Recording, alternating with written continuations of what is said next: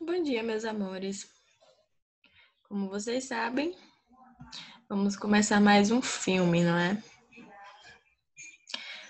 Eu espero que dessa vez seja um filme menor, assim como vocês, né? Vamos lá. Gente, a gente vai começar o capítulo 13, falando sobre o sistema sensorial. A gente já teve um pouco de conhecimento sobre isso por causa daquele livrinho, né, que a gente já pegou na última aula. Então, ele foi muito importante para assuntos que nós vamos abordar agora, né? Então, quando eu falo sobre uma explosão, por exemplo, em algum local, a gente pensa aí o que aconteceria se você estivesse no meio da explosão. Então, você pensa no calor, você pensa aí no cheiro, né? Você pensa também na visão, o que você veria. Eu acho que é o primeiro, vem aquele susto que a gente toma. Então, são diversos sentidos que são explorados ao mesmo tempo, né? Então, tudo isso faz parte do sistema sensorial, aquilo que a gente já começa a estudar desde antes, falando sobre paladar, tato, olfato. Mas a gente vai aprofundar, né, cada sentido desse, que é tão importante para a gente. A gente falou, né, que isso tudo acontece graças, gente, aos receptores que nós estudamos. Vimos a função de cada um desses receptores na aula anterior, né? Vimos os diferentes tipos desses receptores e o quanto eles são importantes justamente para captar tudo que a gente conhece, né, de cheiro, né, assim como memória, a memória sensorial também que a gente falou que é muito importante, né, a gente gravar o perfume de alguém, gravar a flor de alguém, às vezes gravar uma comida. Se você come uma lasanha de olho fechado, você vai saber que é uma lasanha. Se você come a pizza, você vai saber que é uma pizza. Então, tudo isso é guardado através dessa memória sensorial, tá? Nós vamos estudar as estruturas responsáveis para perceber o mundo à nossa volta. Vamos conhecer aí como a gente vai perceber as imagens, sabores, cheiros, temperaturas e sons. Os sentidos, a gente já conhece, a gente já fala desde quando crianças, né, nos anos anteriores. Nós sabemos que o ser humano é capaz de identificar aquilo que acontece no ambiente, né, por causa dos sentidos. Então, essas informações elas vão ser detectadas através desses receptores, né, que estão nos órgãos especializados. O olho, né, o nariz, a orelha, a pele, a língua. Tudo isso vai conduzir essa informação para o sistema nervoso central, como vocês podem ver aí nessa figura, certo? E aí o livro de vocês agrupou essas estruturas sensoriais da seguinte forma. É importante a gente falar que existem várias formas da gente agrupar essas estruturas sensoriais, mas essa é uma forma mais simples, até porque estamos no 6º ano. Depois a gente vai falar um pouco mais na frente, né, sobre o sistema nervoso. E aí isso aqui complica. Então, como vocês podem ver, eu tenho aqui as estruturas sensoriais. Eu vou ter os receptores de distância, aquilo que eu preciso para sentir algo à distância. Primeiramente, né, os nossos olhos conseguem enxergar aquilo que vem longe, o nosso olfato que consegue sentir algo que está mais distante da gente, né? Passou alguém lá, deixou o perfume e a gente já sente. As nossas orelhas, que a gente escuta, tem gente que escuta muito bem. Eu não escuto tão bem assim, né? Eu tenho um amigo que ele escuta bem. A pessoa pode estar fofocando ali no cantinho da sala, ele escuta tudo. Eu tenho que parar assim, mesmo assim eu não consigo escutar. Eu fico assim, olhando, queria escutar tanto assim como ele escuta, mas pra gente conseguir saber o que as pessoas estão falando. Mas cada um, como nós vimos, cada um tem um sentido mais aguçado do que outra pessoa, né? No caso do meu amigo, esse ouvido dele era mais aguçado. Vamos lá. As terminações. Vamos para os receptores de contato, aquilo que a gente pega, né? Então, nós temos aí primeiro o tato, que a gente já conhece, né? Então, nós temos as terminações nervosas que fazem com que a gente sinta essas coisas, tá? Tudo que a gente for pegar, frio, duro, mole, qualquer característica, né, que a gente for pegar aí, a gente vai perceber com o tato. A pele, né, junto com o tato, a temperatura, a pele, principalmente a questão da temperatura, né, a questão do gelado, né?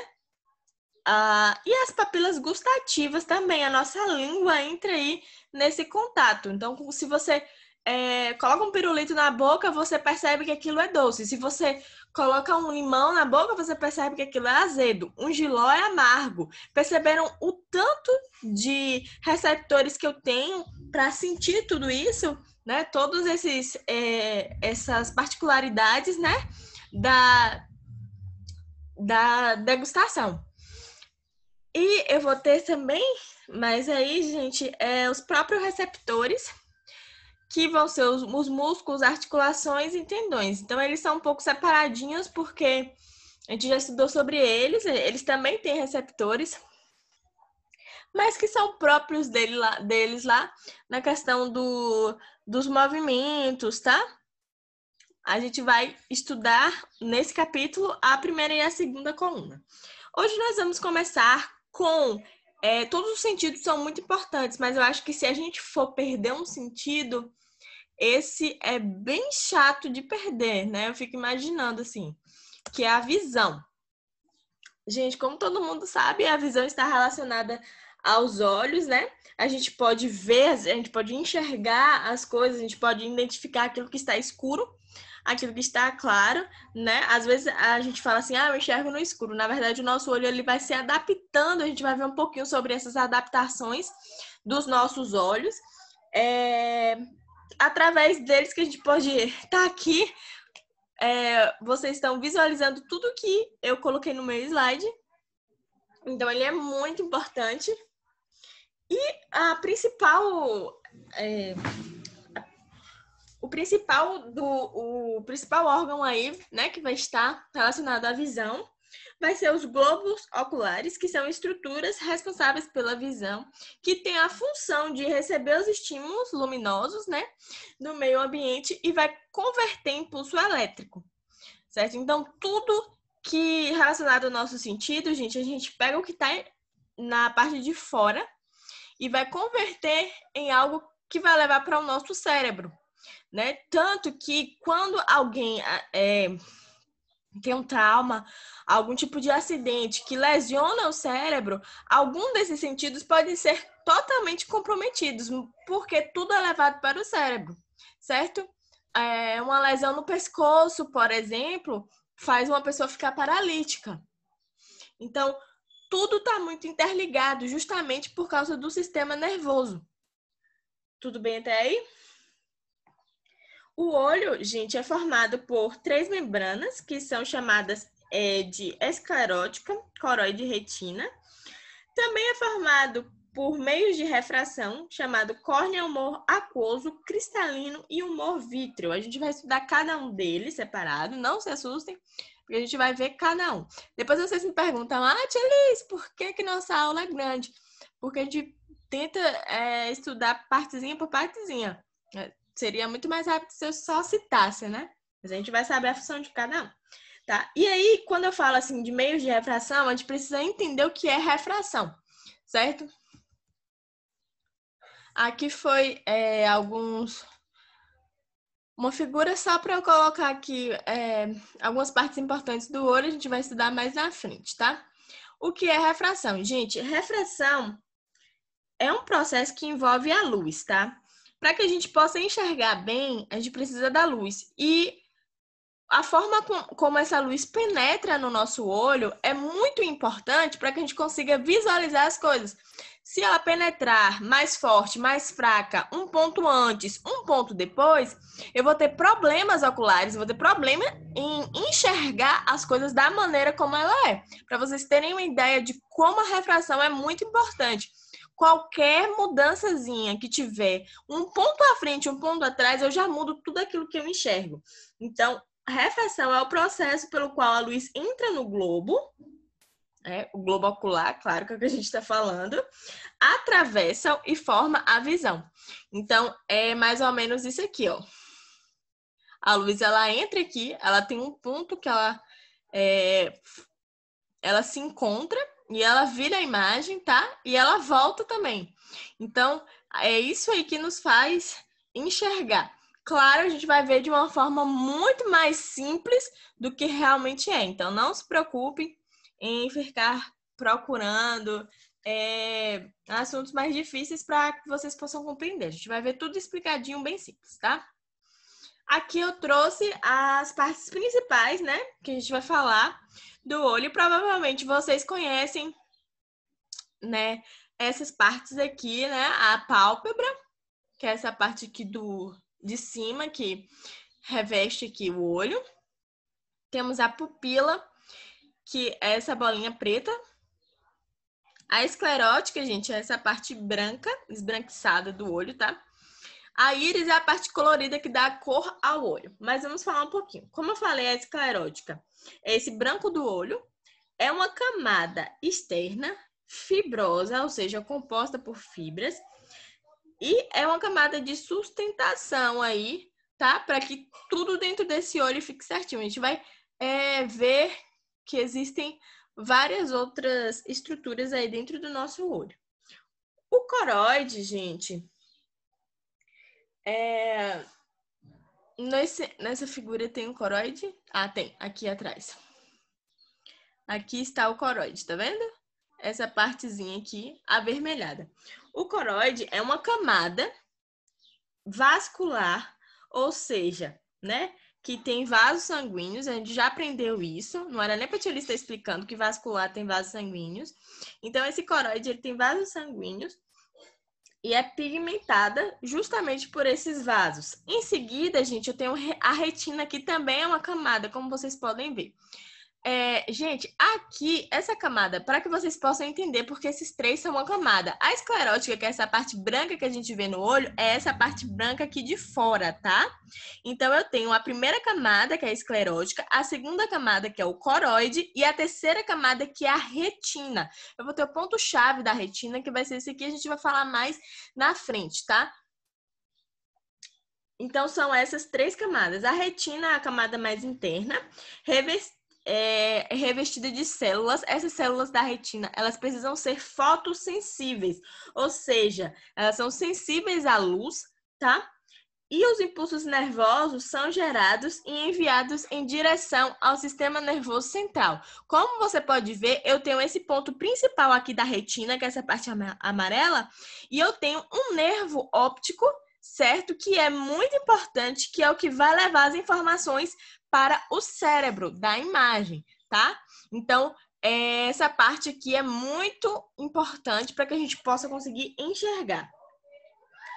Na retina, eu tenho dois tipos de células fotossensíveis, que são chamadas de bastonetes e cones. Os bastonetes, gente, são células sensíveis à luz, mas elas não conseguem ver a cor, não conseguem perceber a cor, certo?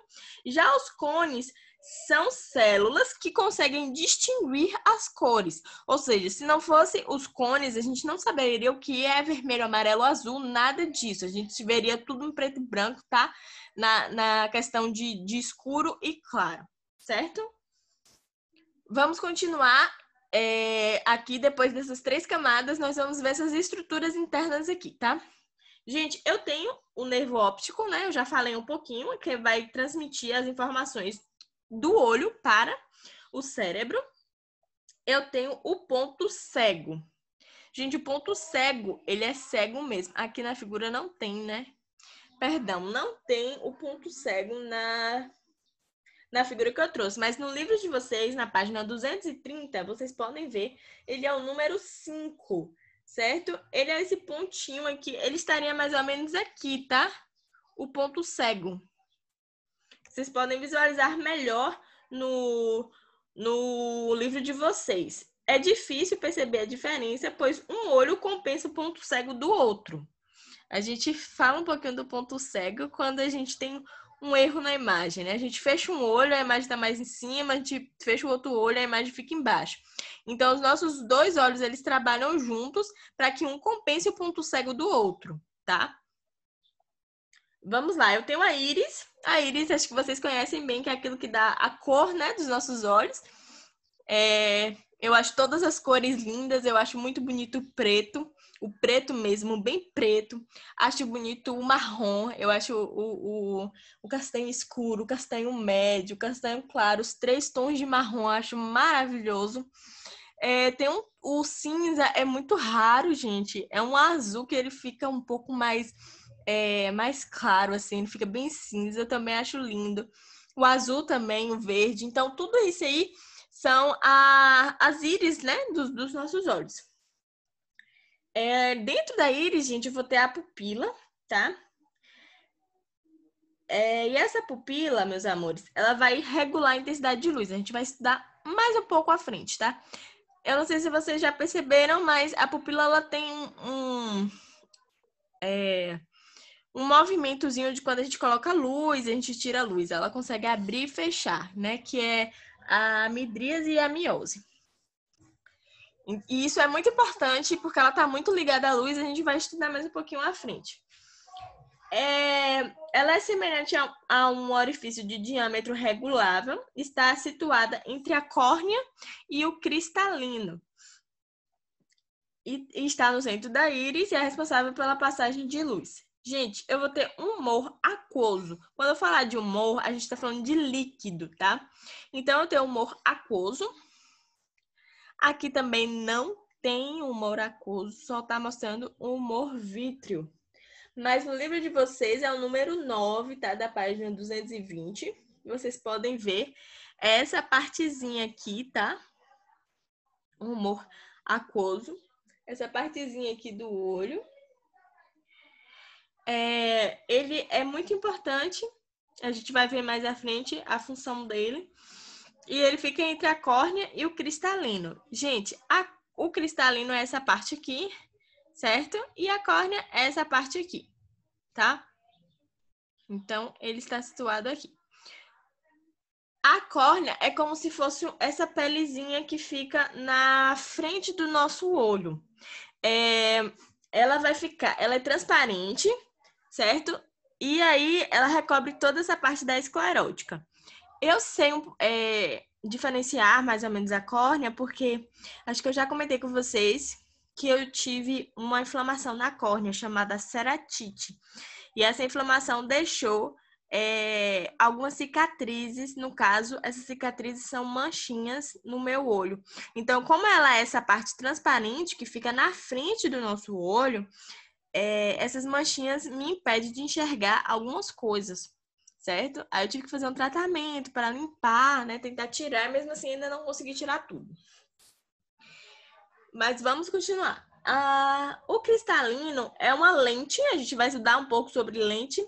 Ela é biconvexa, isso é muito importante, guarde isso, porque a gente vai falar daqui a pouco. E possui 2 faces abauladas, responsável por focalizar a imagem na retina. O humor vítreo, essa parte aqui de dentro, é uma substância, né? Também um líquido incolor, só que vai ser mais gelatinoso, tá? Tem uma pressão controlada e mantém a forma redonda do olho, certo? Então, se a gente tiver algum problema aí no humor vítreo, o olho ele perde sua forma. Ele está sempre em contato com a retina e o cristalino.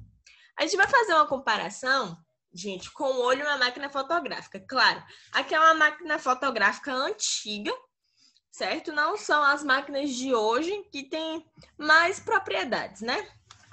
A gente vai conseguir comparar e aí a gente precisa prestar muita atenção.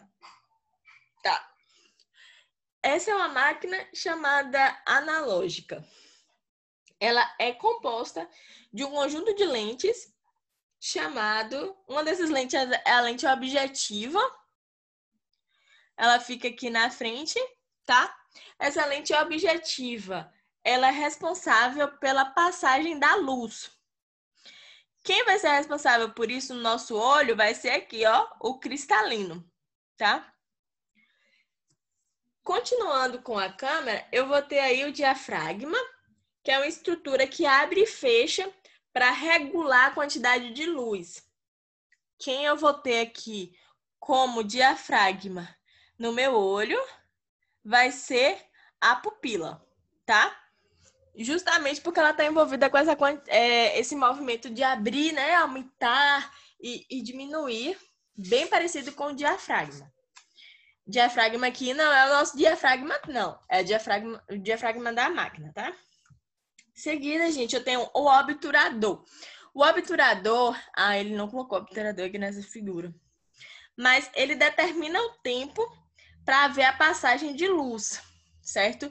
Então, se o obturador ele abrir, né, durante muito tempo, no obturador estaria aqui, né? Se ele abrir muito tempo, muita luz entrar, eu vou ter uma imagem desfocada, vou ter uma imagem queimada, certo? Então, ele tem que abrir e fechar na hora certa. O que que abre e fecha na hora certa? O nosso movimento mesmo de piscar o olho, certo? E eu tenho também, gente, o filme fotográfico, que é aquele que grava a imagem. Quem vai gravar a imagem vai ser a retina, né? Que ela vai mandar para o nosso cérebro, certo?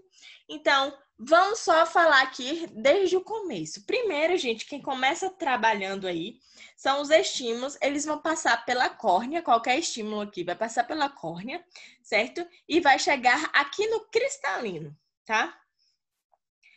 Um músculo, que é a nossa pupila aqui, ela vai controlar a intensidade da luz, né?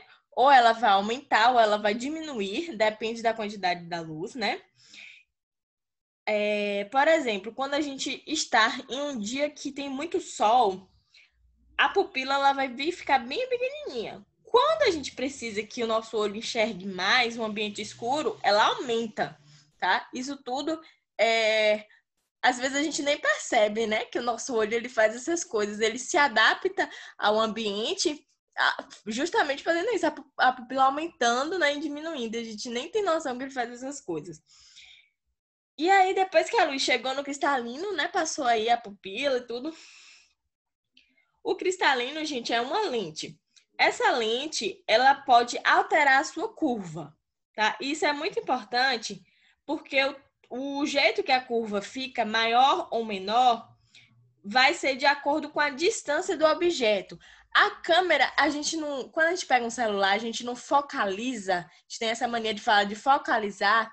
Então, quem focaliza é a lente, não é? A nossa lente vai ser aí o cristalino, justamente para focalizar a imagem. Esse ajuste aí dessa lente, gente, vai ser chamado de acomodação. Eu tenho alguns músculos que vai controlar, né, essa acomodação. A luz que está entrando, ela vai ser ajustada aqui, né, pela lente. Olha como a luz, ela foi diminuindo, tá vendo? E eu tenho um ponto aqui, tá? É isso aqui que acontece. E aí vai chegar na retina, que vai ser o nosso filme fotográfico de antigamente, que vai mandar para o nosso cérebro. Assim, a gente grava e consegue enxergar a imagem, certo? Para isso, gente, a gente existe aí os receptores, né? As células que a gente já aprendeu. Aquela célula que vai ser responsável pela luz. E a célula que vai ser responsável pela cor, né? Para que a gente possa distinguir as cores das imagens. E tudo isso, meus amores, vai para onde? No nervo óptico, que vai ser levado para o nosso cérebro. Muito fácil até aqui, né? Vamos falar um pouquinho sobre alguns problemas oculares. Os nossos olhos, gente, possuem uma estrutura que trabalha em conjunto. Então, se alguma dessas estruturas estiver impossibilitada, né, tiver algum defeito, a gente vai enxergar, vai afetar muito a nossa forma de enxergar, certo? E vai comprometer a nossa visão. Às vezes pode comprometer um pouco, pode comprometer muito e pode comprometer totalmente a nossa visão, como algumas doenças que a gente vai ver agora, que é a catarata. A catarata, como vocês podem ver, fica aí essa partezinha branca, né, no olho. Isso, gente, é porque o cristalino que está aí, ele não é mais transparente, certo? A gente já falou sobre o cristalino. Ele vai criar. É como se ele fosse invadido por um líquido, um materialzinho branco, né, dessa cor aí, e opaco. O que é opaco? É como se fosse borrado, sabe? E aí a pessoa não consegue enxergar direito, ela vê embaçado. Claro que não começa dessa forma, né? Com o tempo vai piorando, certo? Primeiro a pessoa fica vendo como se fosse uma sujeira, como se ela tivesse com um óculos embaçado, um vidro sujo, como se você estivesse olhando dessa forma. E aí, se a pessoa não cuidar, pode chegar no ponto de perder a visão mesmo. Tanto pode atingir as pessoas quando nascem, já nascer assim, ou pode ser ao longo da vida. Uma pessoa que se expõe muito ao sol, a materiais como soda, né, que prejudicam o olho, com o tempo pode ter catarata. Às vezes também tem predisposição genética para ter essa doença. E hoje, gente, como a gente tem uma população idosa muito alta, porque antigamente a nossa expectativa de vida era bem pouca, então nem sempre os idosos sobreviviam, existiam poucos idosos para o Brasil. Hoje, como nossa qualidade de vida aumentou, né, a gente tem uma quantidade de idosos boas no Brasil, então eles acabam sendo acometidos pela catarata, tá? Hoje em dia se resolve com cirurgia, certo? No caso, vai colocar uma lente artificial e tirar a lente natural, né, do olho mesmo, e a pessoa vai voltar a enxergar normalmente. O que acontece de problema é porque às vezes os idosos eles ficam com muito medo da cirurgia e acabam preferindo ficar cego do que fazer a cirurgia. Outra doença muito conhecida é a conjuntivite, né? Quem nunca teve, conhece com certeza alguém que já teve. Ela é uma doença muito contagiosa e é insuportável. O nosso olho, ele coça, a gente não consegue parar de coçar. Arde, gente, é horrível. E ela é tão contagiosa que a gente, se pegar em um olho, a gente tem que ter o maior cuidado do mundo para não coçar e colocar a mão no outro olho, porque senão pega também, certo? O que é conjuntivite? É a inflamação da conjuntiva e aí provoca coceira muito forte e vermelhidão. Pode ser causada por alergia, por corpos estranhos ou por micro-organismos, tá? Vai aumentar uma secreção, pode vir uma secreção purulenta, que é aquela mais amarelada. E aí o tratamento, gente, vai ser de acordo com o que causou. Né? Se for algum micro-organismo, aí vai receitar algum remédio que vai matar esse micro-organismo.